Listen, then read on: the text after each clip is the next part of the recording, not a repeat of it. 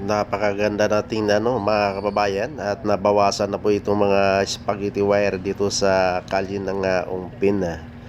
At ito nga, at itong mga iba pang estiro dito ay napakalinis, napakagandang tingnan, no. I-compare mo sa mga estiro dito sa Manila. At ang mga kalye nila dito, kagaya nitong mga prutas, marami pa kayong mabibili dito nga pagkain.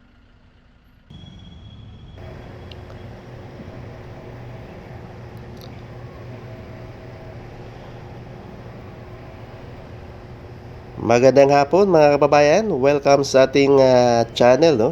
Panibagong update naman tayo dito sa Maynila. Ayan, papasadahan natin uli itong Ongpin Street, no, mga kababayan. Mga nakarang araw ito ay inayos yung mga spaghetti wire nga napakapangit tingnan, no, dito sa kalye ng Ongpin. Ayan po, at kasalukuyan nating binabaybay natin itong Kintin. Dito tayo dumaan, no? At napapansin natin itong napakagandang mga street light dito, no? Dragon ang design.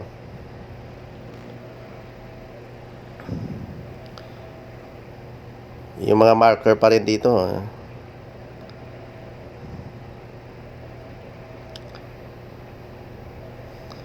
Itong dinadaanan natin, no, mga kababayan, ito ay papuntang Divisoria. Itong mga jeep na to, biyaheng Divisoria ito ay iikot papuntang Recto Avenue. Iikot sila papuntang Rina Rehinti Street. Ayan, napansin natin itong mga sasakyan nasa marker talaga. Nasa tamang pwesto, no? Huwag na lang silang lumampas, no? Para hindi ito nagkaroon ng obstruction, no? Sa traffic dito sa kalye, no? Ayan po, itong Binondo Church. Yan po yung monumento ni Ongpin sa left side.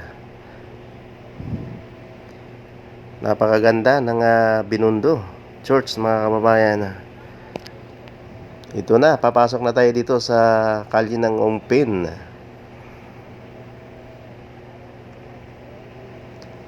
Ayan, napapansin ko na itong wiring dito. Maayos na. Nabawasan din dito yung mga spaghetti wire. Ayan, magkabilaan pa rin itong mga parking lot dito, no? May mga nagbabantay ditong mga kawani ng Manila City Hall. Inaayos nila yung parking. At saka dito hindi nawawala dito mga street food. Yung mga kilalang kainan dito, yung mga lumang mga icon na restaurant. Kagaya nito, ayan, no, marami. Dinudumog po ito si Kuya, ayan, no. Yung mga inihaw na pusit.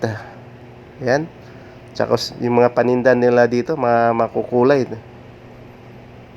Yan, napansin natin itong estiro nila dito, napakalinis. Maintain, pati yung pintura ng tulay. Napaka makulay. Ganon din dito sa kabila, no, mga kababayan. Ayan, so malinis yung mga kalye nila dito. Wala kang nakita ritong pakalat-kalat na basura. Buhay na buhay ang negosyo dito. Kanya-kanyang diskarte po, mga kababayan natin dito, para makarami ng binta. Ayun, dito naman yung mga spaghetti wire dito, no, maaliwalas na, no. Kumanda, no. Ito, estero na naman. Dumaan na naman tayo dito sa tulay na naman to, panibagong tulay.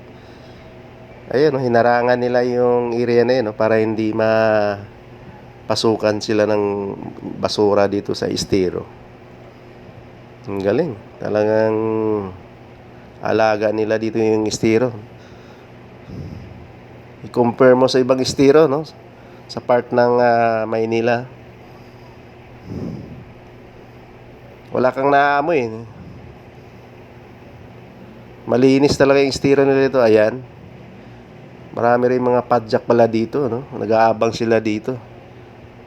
Habang yung mga kababayan natin dito napapagod na sa kalalakad, ayan na sumasakay sila ng padjak. Ay ito yung intersection.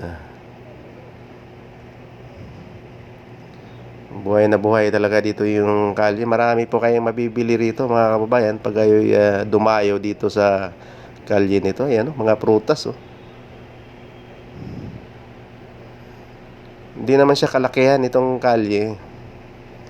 Basta nasa tamang pwesto lang ating mga kababayan para tuloy-tuloy po yung daloy ng traffic.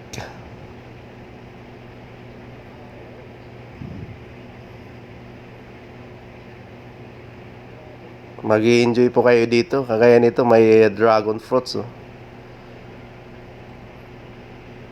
Napakasarap na prutas yan.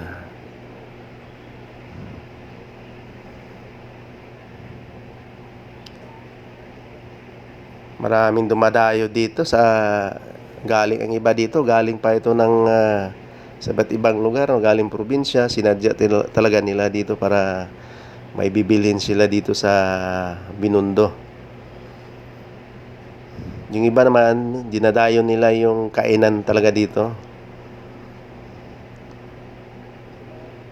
May experience nilang matikman yung mga pagkain dito sa Ongpin.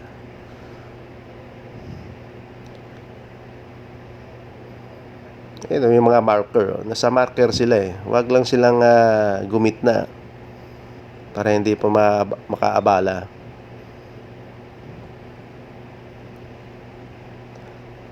Talagang buhay na buhay yung negosyo dito dahil matao po.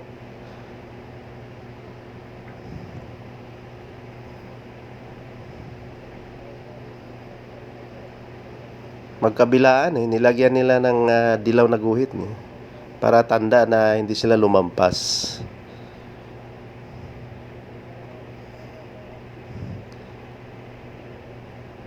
Dito rin na mabibili yung mga mahilig dyan, yung mahilig sa alahas. Yan, madadaanan natin dito yung may area talaga dito na ba't ibang alahas po makikita nyo dito. Bago po tayo lumabas dito sa Ongpin, madadaanan natin yung mga alahas area dito na pwede po kayo bumili rito sa Ongpin.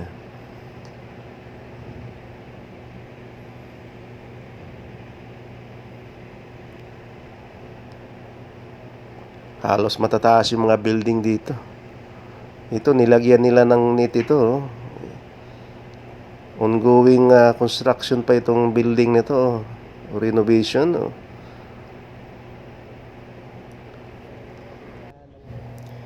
Ito na guys, yung pwesto dito. Maraming mga alas kayo dito mabibili. Magkabilaan po yan. Tawid-tawid lang po kayo dyan.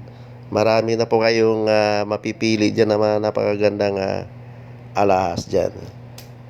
Ayan, bago tayo lumabas dito sa Ongpin, ayan, dito po yan mismo, malapit sa Arco. Paglabas nyo yan dyan na yung Plaza Santa Cruz.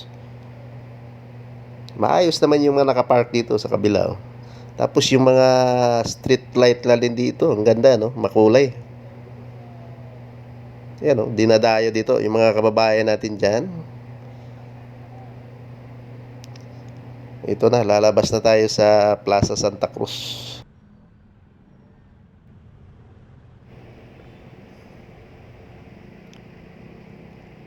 So lumabas tayo dito sa Plaza Santa Cruz at dadaan tayo sa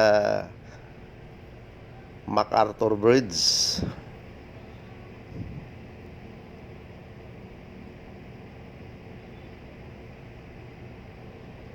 Yung mga bago pa lang sa ating channel, mga kababayan, huwag kalimutan na mag-subscribe at i-share na rin yung ating video para updated kayo sa mga susunod nating update dito sa Maynila.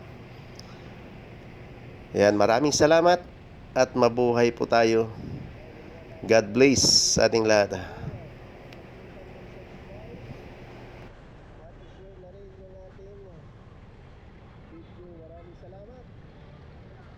po tayo. God bless sa ating lahat.